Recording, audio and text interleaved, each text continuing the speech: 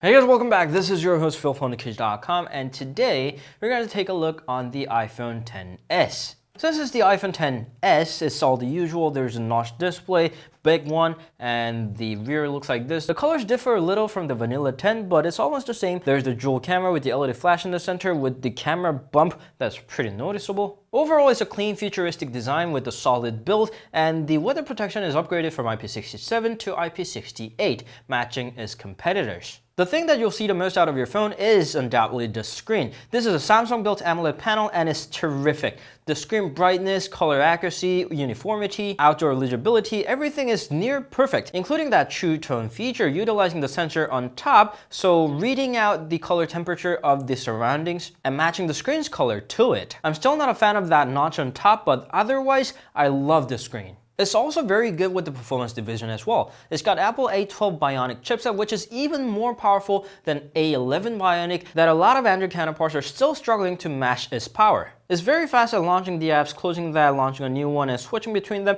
but it shouldn't come as a surprise since the older chipsets still work fine anyway. With that, it's got 4GB of RAM and up to 512GB of storage built in. And in most regions, you get to have the eSIM-based dual SIM technology, so you can have work and personal lines separated. When you're traveling around, you can have the prepaid data SIM, or you can simply get two different numbers for better signals in each of the regions. I would have been happier if it could host two different physical SIM cards, but at least it's something. Software-wise, it's got iOS 12 pre-installed, and it's one of the better ones in the recent history. Animoji is now more powerful with tongue recognition. You can build your own called the Memoji. There's that concept of the digital well-being under name of screen time, so it tells you how much time you have spent on your phone and how much longer that is above or below average. You can set up the schedule away from the screen, app-based limits, and content restrictions as well. There's that bedtime feature. You can set up when you want to wake up and how much time you want to sleep, and it's going to set up the alarm accordingly. It's going to tell you when you have to get to bed, and the alarms are really gentle when they break out. And thanks to Neural Engine, Albums is now a lot smarter. Of course, it sourced the media by videos, selfies, live photos, or screenshots, but also by the people's faces, and even suggests you to share the photo that you have taken with someone else. So you don't have to pick the photos on your own. It knows which of the photos that you might want to share.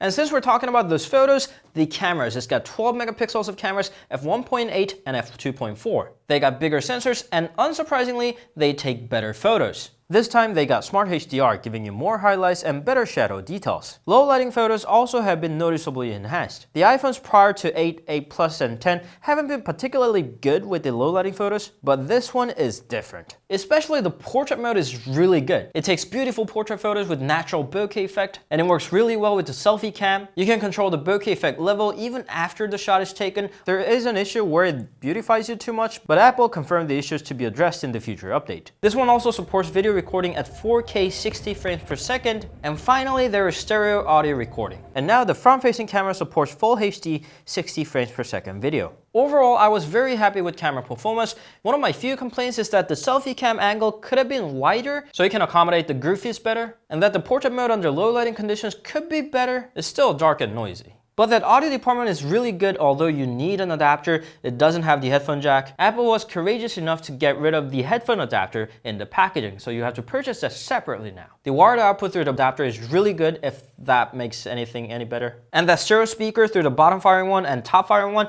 is really good.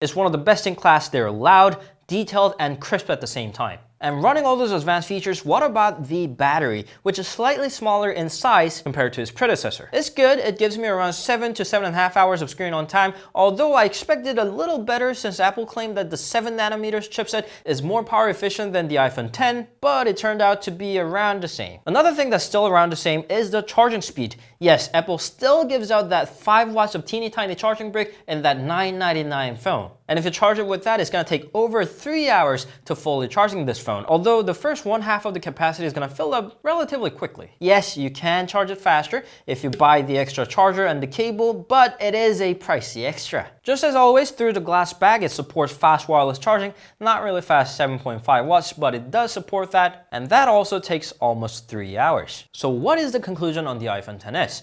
Apple once again built an incredible phone. This thing is fast, with beautiful screen, and takes professional looking photos. The only thing that I don't like about it is the pricing. I still don't get why phones should cost $999. You know, that's almost certainly over $1,000 if you add up the taxes. So if you ask me, I personally won't spend that much on a single phone, especially when the CEO is so proud of charging you this much and demanding you to cut on your coffee every day to afford it. But if you want to have one of the best experiences on the market available right now, this should be yours. So that was the Apple iPhone XS. Hard to admit, but it is a great phone. It's really well built, it's beautiful in a sense, and it has unbeatable performance. Thank you all for watching. If you have any questions, please leave them down in the comments. You can always meet us on Instagram, Facebook, Twitter, and Google+. We'll see you guys later. Ciao.